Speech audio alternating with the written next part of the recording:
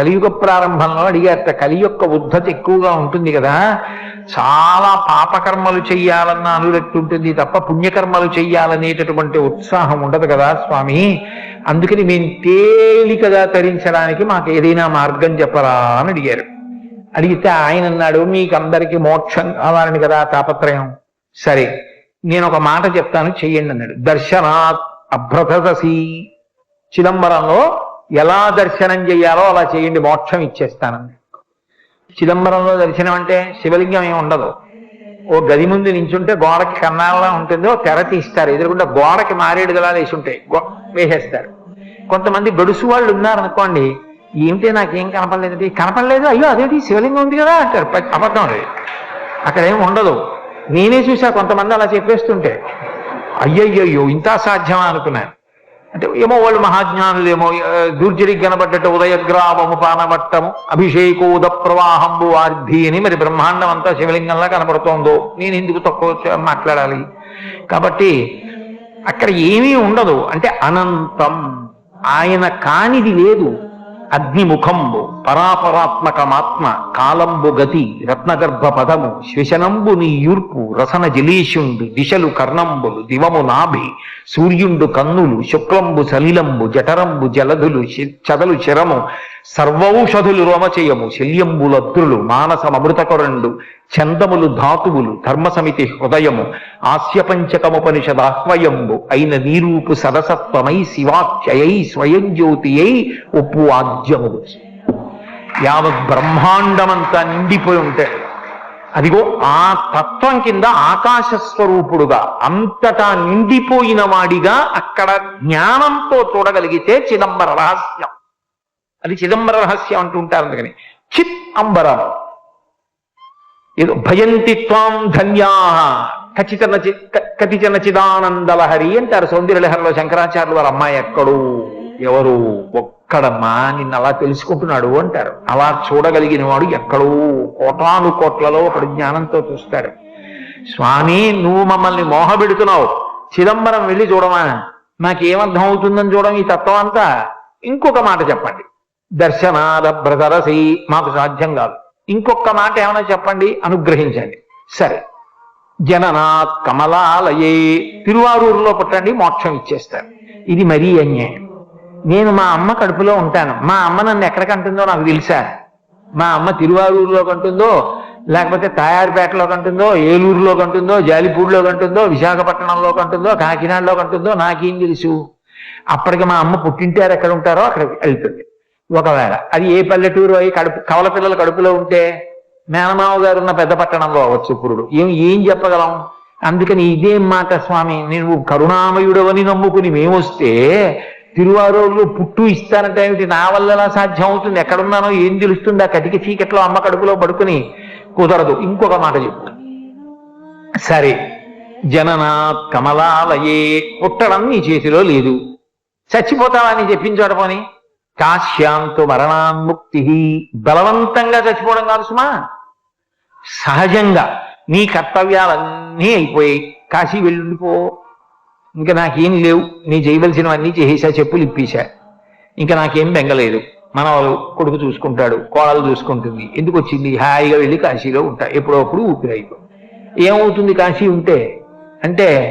రామకృష్ణ పరమహంస దివ్య దర్శనం చేశారు. కాశీ పట్టణంలో ప్రాణోత్క్రమణమయ్యేటటువంటి సమయంలో మనుష్యులకు కాదు సమస్త భూతములకు శివానుగ్రహం కలుగుతుంది. నమస్తారాయచ అని రుద్రాధ్యాయంలో ఆయనకి పేరు. ఆయన నామమే తారకనామం. ఆయనే సంసార సముద్రమును దాటిస్తాడు. అందుకని ఏం చేస్తాడు? ఆయన నామం ఆయనే ఉపదేశిస్తాడు. అది ఎలా అంటే, ఆ తల్లి పార్వతీదేవిట బయలుదేరి వచ్చి ప్రాణోత్క్రమణం అయిపోతున్నటువంటి వాడు ఇంకా ఊపిరందక కొట్టుకుంటున్నటువంటి సమయంలో పాలిండ్లు కదలంగ పసిడిపయ్యద వీచు అచలాధిపుని కూర్మి ఆడుబిడ్డ తుత్కారమునరించి తొండంబు ముక్కున శిఖరారావంబు జిలుకు డుంకి ప్రథమోత్తముండు భృంగి భయరక్షణార్థంబు పాలాగ్రమున తీర్చు భసిత రేఖ ప్రత్యక్షమై వచ్చి భాగీరథీ గంగ మృదుల హస్తము సాచి నేను నీవురు దక్షిణ శృతి మీదుగా ధాత్రి త్రిళ్ళి పెద్ద నిద్రకు మాదన్ను పెట్టువేళ పంచజనులకు తారక బ్రహ్మ విద్య అభవుడు ఉపదేశమురరించునప్పుడు కాశీ. కాశీపట్టణం అంటే ఆయనకి అంత ఇష్టం. ఆయనే చెప్పుకున్నాడు పార్వతీదేవితో, మనం ఎన్నడూ ఈ కాశీని విడిచిపెట్టి ఉండం. మన చేత అవిముక్తమయ్యుంట ముగ్ధాక్షి ఇది అవిముక్తమయ్యే, మనకు ఆనందింబునులరించుకావున ఆనంద విపినాభిధానమయ్యే. మహాశ్మశాన భూముల సంవసింతునీగాన నేనుంట ఇది మహాశ్మశానమయ్యే, నూరంత పృత్తున నుండి రుద్రుండనీగాన రుద్రగేహాఖ్యయ్యే. అసియు వరుణయు కూడి అక్షర సరవితో వారణాసియన్ సంజ్ఞయయ్యే, గాశ్రుదిత్తాయనంగ విఖ్యాతమైన ధాతువున కాశీ అయ్యే భూతలంబునందు అని చెప్పాడు. కాశీ నిత్య నివాసం, ఎప్పుడూ పార్వతీదేవితో శంకరుడు అక్కడ ఉంటాడు. అందుకని ఆ ప్రాణోత్క్రమణం అవుతూ చెమటలు పట్టేసి ఊపిరందక మనసు ఇంద్రియముల యొక్క శక్తులు వెనక్కి లాగేస్తుంది. కళ్ళు చూడవు, చెవులకి వినపడదు, ముక్కు వాసన చెప్పదు, ఊపిరి అందదు, చెమట. కొడుకేదో అంటూ ఉంటాడు, వినపడదు. పడుకోబెట్టేస్తుంటారు చాప మీద, బయట పడుకోబెట్టండి అంటారు, అదొక భయం. అటువంటి సమయంలో తులసి నీళ్లు పోస్తాడు, గుటక పడదు, ఎదురుగుండా భటులు. అంతటి భయంకర వేళ ఆలిండ్లు కదలంగ పసిడిపయ్యదవీచు అచలాధిపుని కూర్మి ఆడుబిడ్డ. పార్వతీదేవి వచ్చి విషినికర్రతో కాదుట, తన పవిట కొంగుతో విసురుతుందిట. అమ్మవారిని చూస్తూ తన్మయత్వంతో జగదంబ మా అమ్మ శ్రీమాత అని శాంతి పొందుతట. అచలాధిపుని కూర్మి ఆడుబిడ్డ ధుత్కారమనరించి తొండంబు ముక్కున శిఖరారావంబు జిలుకు డుంఠి.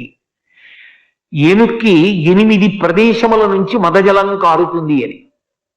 ఆ డుంఠి గణపతి ఆ మదజలం తడిగా ఉంటుంది, సువాసనతో ఉంటుంది, అందుకే తుమ్మిదలు వాలుతూ ఉంటాయి. దాన్ని తొండం చివరి భాగంతో ముక్కు దగ్గర చిమ్ముతూ ఉపశాంతి కల్పిస్తాట. డుంఠి గణపతి బయలుదేరి వచ్చి కంఠవేది మీద చంద్రవంక ఉండి ఎడం పక్కకి తొండం తిరిగితే డుంఠి గణపతి అంటారు. కాశీపట్టణంలో ఉంటాడు అని. వచ్చి ఆయన ధుత్కారమనరించి తొండంబు ముక్కున శిఖరారావంబు జిలుకు డుంఠి. ప్రథమోత్తముండు భృంగి భయరక్షణార్థంబు పాలాగ్రమున తీర్చు భసిత రేఖ. భయపడకురా అని 3 కాళ్లతో ఉంటాడు భృంగి. భృంగిచ్ఛా నటనోత్కట కరిమదగ్రహీ స్ఫురన్ మాధవ అంటారు శంకరాచార్యులు వారు. ఆ భృంగి ఎంత వశపడతాడంటే సేవకుల్ని కూడా అంత ప్రేమిస్తాడట శంకరుడు. అది యజమాని అంటే. చండీశ్వరుడు నిజానికి శివ కుటుంబంలో సభ్యుడు కాడు, మనందరిలా పుట్టిన నరుడు. కానీ ఆయన ప్రేమ చూసి ఏ స్థానం ఇచ్చాడంటే, తను తినగా మిగిలినది తన కడుపున పుట్టిన బిడ్డలు కానీ కట్టుకున్న ఇల్లాలు కానీ తినడానికి వీల్లేదు. చండీశ్వరుడు తినాలని నియమం పెట్టాడు. అందుకే శంకరాచార్యులు వారు సౌందర్యలహరిలో శ్లోకం చేస్తూ నివృత్యై చండాంశ త్రిపురహర నిర్మాల్య విముఖై అంటారు. అది చండీశ్వరుడికి వెళ్తుంది.